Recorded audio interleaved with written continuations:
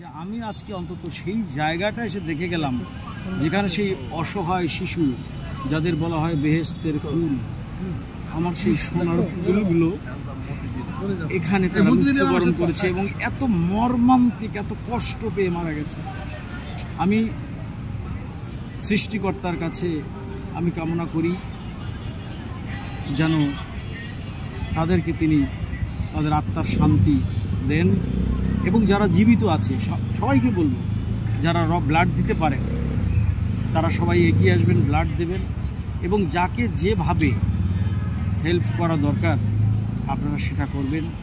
কারণ ওরা আমার দেশের বাচ্চা, ওরা আমার আগামী দিনের বাংলাদেশ, ওরা আমাদের আগামী দিনের মন্ত্রী, আগামী দিনের এমপি, আগামী দিনের রাষ্ট্রপতি, আগামী দিনের নীতি নির্ধারক। ওরা আমাদের গর্ব, ওরা আমাদের সন্তান।